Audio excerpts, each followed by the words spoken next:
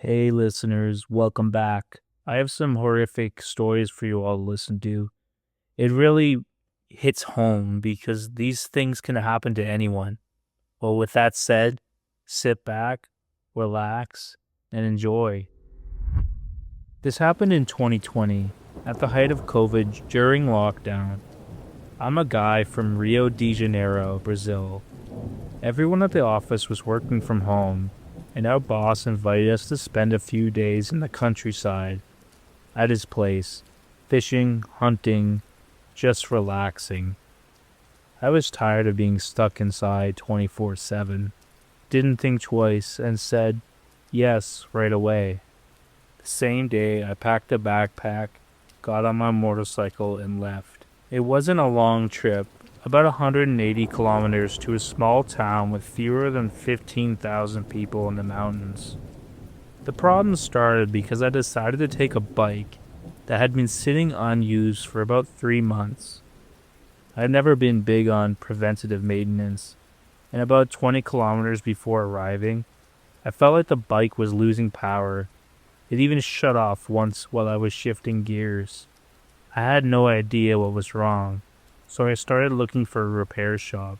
I found one. It was probably the only one in town, but the mechanic said he could only look at it the next day, since they were closing early due to the pandemic. I tried to leave with the bike, but every time I released the clutch, it died. I got pissed and even tried offering him extra money, but he refused. At that point, there was nothing else I could do. I tried calling my boss to pick me up, but his phone seemed to be off. I called some coworkers, but I was the first one to arrive in town. They hadn't even left home yet, and weren't planning to go that day. Since Uber wasn't an option in such a small town, and when I asked about taxis, people basically laughed at me. I only had two choices: wait for my boss to call back, or start walking. I checked maps, and it said it was about a 2-hour walk. So I told the mechanic I'd walk and come back for the bike the next day. When I said that, a guy who was there asked where I was headed. I showed him the location on maps, and he said he was going that way, and he could drop me off nearby. He looked normal, maybe around 40 years old, and was driving a Mitsubishi L200. I accepted. As soon as he got in the car, he pulled a gun from his waistband and placed it under his thigh. I noticed it, but didn't think much of it. I grew up in the countryside, and my old man used to carry like that, so it didn't feel strange to me. The guy was very talkative, smooth even. He started asking me a lot of questions. Where I was coming from, what I did for a living, whose house I was going to, whether someone was expecting me, or if I was just showing up unannounced. I told him my boss had invited me, but I had arrived too early. I also complained how bad the signal was in that area, that I had no internet. He agreed, said it was always like that. Then he started talking about how much he loved driving, how he could spend hours on the road just for the pleasure of it, and then he was just passing through after a while. The conversation shifted to women. I said I was single and doing fine, and mentioned I had gone to a strip club recently and liked it. When I said that, his eyes lit up. He told me he had traveled all over the country and that the South had the best prostitutes. Then he said something that immediately set off alarm bells. He said women from the Northeast were even worth raping. At that moment I thought, what the fuck is wrong with this guy? He kept going, describing how prostitutes behaved in different regions and how he approached them. He said if he didn't think the service was good, he just didn't pay. I asked him, man, haven't you ever had trouble with a pimp? He said no, because he had never stayed more than one night in the same city, and that pimps wouldn't care if one of them disappeared. And why would they care about one client not paying once? I found everything he was saying disgusting, but he spoke so casually that it almost sounded normal. I got so caught up listening that I lost track of time. When I finally checked, about 40 minutes had passed. That's when it hit me. Wait, it's less than 20 kilometers. Where the hell is this sick bastard taking me? I tried to check maps, but I had no signal. The location wouldn't load, so I said, "Hey man, I think we already passed it. You can just drop me off here. I'll figure it out." He calmly replied, "Why are you so nervous? Relax. Nothing's gonna happen to you. I'm not gay, man." I told him he was just misunderstanding me, that I was fine. I just thought we got distracted talking and went too far. He said, "Yeah, maybe. Don't really matter," and then suddenly accelerated, turning onto dirt roads and taking random curves. I yelled, "Let me the fuck out of here." He slammed the brakes in the middle of nowhere and in a very aggressive tone said, "Get the fuck out of my car, you hysterical little bitch." I got out, pissed as hell.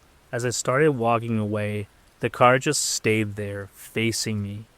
I walked for about 3 hours until I finally got cell service.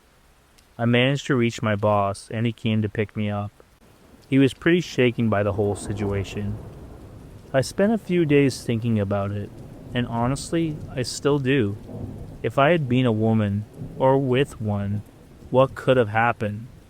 Why did he drop me off in the middle of nowhere? Why did he just sit here watching me walk away? Why did he get so angry? Anyway, I learned my lesson. I'll never accept a ride from a stranger again. So some time ago, the woman who lived a few houses down fell down the stairs and died. After that, her family inherited the house. The woman's daughter is a cat hoarder, and her granddaughter is autistic. We are not sure how old the autistic girl is.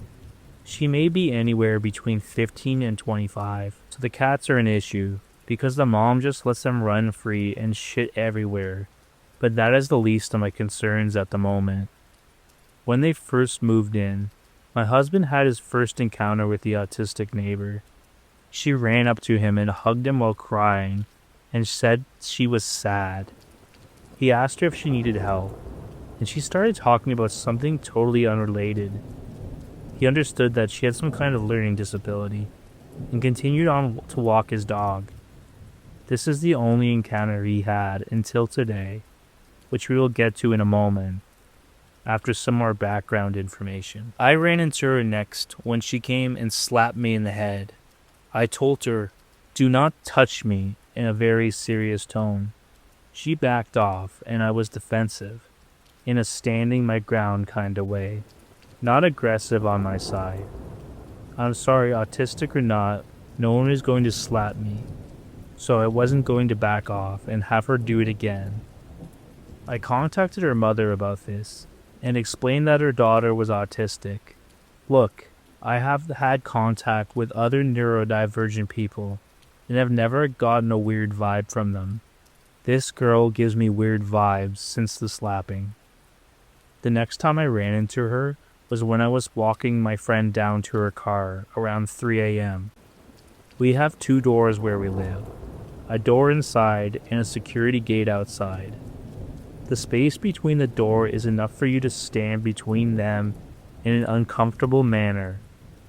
As I was walking my friend down, she noticed her standing there between the doors in the dark with her hair kind of covering her face and staring at a wall. She mentions that it was creepy as fuck, which I agreed to, and we both hurried to get away from whatever was happening. I work nights, so I started to see her out at like 1 to 3 a.m. frequently, because I take my dog down to pee when I'm done working. Once I saw her trying to open a car, and she started hiding behind the car and watched me. I think she thought I couldn't see her, but I was watching her out of the corner of my eye.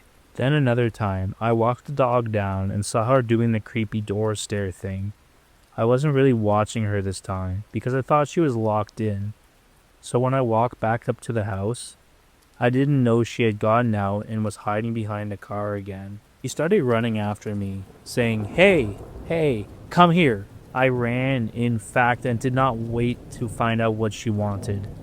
I was able to get into my house in time and basically shut the door in her face. The last thing happened maybe like a week ago. That's when I told my husband that she was creeping me out. I said she appeared to be harmful. I actually feel threatened by her. Keep in mind, my husband has not had contact with her since the first time with the crying. He told me maybe I was being paranoid, and she's just a little girl with a problem. Then I felt bad about it. She keeps on coming around the house. I got really sick about 6 months ago and I had to go to the hospital. My husband wasn't home and I couldn't take my kid to the ER and keep an eye on him while I was having an asthma attack. He's 10. It's legal to leave kids that age alone at home here. It was an emergency. I gave him a phone to call me if anything transpired. He called me. He said the girl was outside banging on the door and ringing the doorbell while she's taking my shoes and wearing them around the front yard, grabbing everything. So I'm like actively low on oxygen while my kid is being harassed at the house. I told him to make sure the door had the deadbolt on and not to open it. After I made sure he was safe, I wrote in the neighborhood chat and basically said, "Get your kid off my property. I'm in the hospital and she's trying to get in with my child inside." She left. I'm sorry I can't even die in peace. I got nebulized with antibiotics and went home. After this, she started coming over to wear my shoes while she went around the neighborhood. Yesterday, she came to my house again. I noticed because the shoes were moved. I have since installed a camera. I went and looked back at the video. She started playing with some tile I had outside and took off with my shoes again. I told her mom again. This time I said, "I don't know if you know, but your child is out between 1 and 3 a.m. roaming the street, and she's also coming and using my shoes, which are a personal item. Please keep an eye on her. She could get hurt playing with the tile. It's dangerous." Today is when the really creepy stuff happened. We had a food delivery man arrive. My husband opened the door and greeted him. She just walks up from around the corner of the car while holding some food by 2 fingers. She walks right past the delivery man and starts to come inside the house. My husband blocks the door with his body as she's trying to get by aggressively, going left to right, trying to get around him. The delivery man is just looking at us, shocked. My husband is saying bye to her various times. She's not leaving. She starts sniffing him, like close to him. She hands him the food various times until he takes it, then starts asking, "What are you going to name it?" He says, "I don't know," and then she starts backing off, but not before growling in the delivery man's face, right in his grill, while making like a twisted face. So my husband has not met this side of the girl. I'm wondering if it's some kind of other mental disorder or possession at this point. I know it's mean, but honestly this was scary. It was like something that would happen in The Conjuring. I haven't said anything to the mom. I don't know if she would report this, since she's a minor. I think she's been playing people, acting like a child, but really is a bad person. She's obviously stalking the house because she tried to get in to get my kid. I'm so glad he called me and didn't open the door. I feel bad for leaving him. My husband agreed with me today, and there's something seriously wrong with her. The mom didn't seem to care. What would you do? Late night, I ordered a ride home using Bolt. Something felt off from the start. The driver pulled up, but the license plate didn't match, which was shown in the app. He called out my name from the car, and when I hesitated, he laughed it off and said something like, "This always happens. People get confused. And how would I know your name if it wasn't me?" He also told me his name was matched, and that it was stated in the app. Against my better judgment, I got in. It was very late, and I was desperate to get home.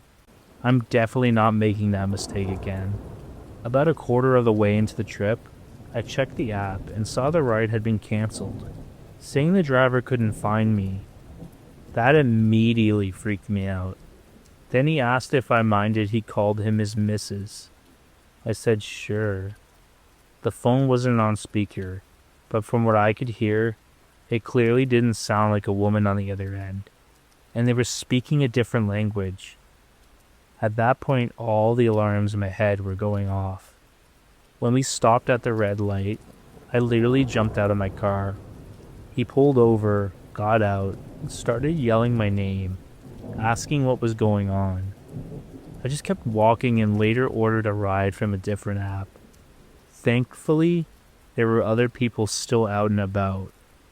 Now I'm replaying it, wondering if I had overreacted or if that was as sketchy as it felt. Has anyone else experienced anything like this? For context, I'm a 25-year-old female who lives alone, so this happened a while ago, and I still think about how weird and honestly scary it was. I ordered Uber Eats, food and a drink to my apartment. I live in a gated complex, so when the driver arrives, I open the gate, let them in, and then close it again once they leave. Everything seemed normal. I let the driver in, they dropped the order at my door, and I opened the gate again so they could leave. When I grabbed my order, only the food was there and no drink. I was annoyed, but it happens sometimes, and assumed the restaurant had just forgotten to give it to the driver, so I just sat down and ate. After I finished eating my food, I went on the app to report the missing drink so I could get a refund, and that's when I noticed I had missed calls and voice messages from the driver. The first voicemail was already a bit weird. He just says, "Hello, hello, are you there? Girl, and then trails off like he's stressed." The second voicemail is about 9 seconds of silence, and then he quietly says to himself, "I just don't know what to do anymore, man." At that point, I'm thinking, okay, that's a bit odd, but maybe he realized he forgot my drink and is stressing about it. Then I listen to the third voicemail, and the tone is completely different. After a few seconds, he says with attitude, "Okay, I guess I'm gonna assume you just don't want your drink." About an hour and a half later, I'm on the phone with a friend telling them about the voicemails, when suddenly I hear aggressive banging on my front door. Like bang, bang, bang, as loud as someone possibly could. I froze because I live alone, and as a woman that instantly put me on edge. I slowly walked up to the door, and before I could even process it, it happened again, just as loud and aggressive. I called out, "Hello," through the door, but I did not open it. Then in a much quieter, almost timid voice, which honestly made it creepier compared to the banging, he says, "I'm your Uber driver. I've got your drink." At that point, I was genuinely freaked out. I told him through the door that I had already reported the drink missing in the app, and didn't think I could change it. I told him through the door to just leave it at the door. I didn't want to open it because I was scared and didn't feel comfortable. I waited and opened the gate so he could leave the complex, and checked on watching him walk through the gate to make sure that he actually left the complex. I still don't understand how he even got back into the gated complex over an hour later, and I don't understand why he was so fixated on this drink, that he came back that long after the order was finished. I also didn't drink the smoothie. The whole situation made me so uncomfortable. The way he came back, how determined he was to give it to me, and just the overall vibe he was giving off, made me paranoid. He might have just done something to it, so I threw it out. I don't even know if this fully explains how weird this energy was. The talking to himself, the sudden aggression, and the way he seemed almost angry at me over something as small as forgetting a drink just really felt off. I've never reported him because I was honestly scared he'd know and come back. He knew where I lived, and somehow got back into a locked complex. Even posting this now kind of freaks me out. Part of me is like, what if he somehow sees this and comes back? Do you think this is safe for me to be posting, or should I take it down? Also, this happened a few months ago. Do you think I should still make a report now? Or would that be unsafe to do at this point? I hope you enjoyed those creepy stories. With that said, if you did, please leave a like, comment, or subscribe. And if you have something you want to share yourself, my Reddit is down at the bottom in the description. With that said, stay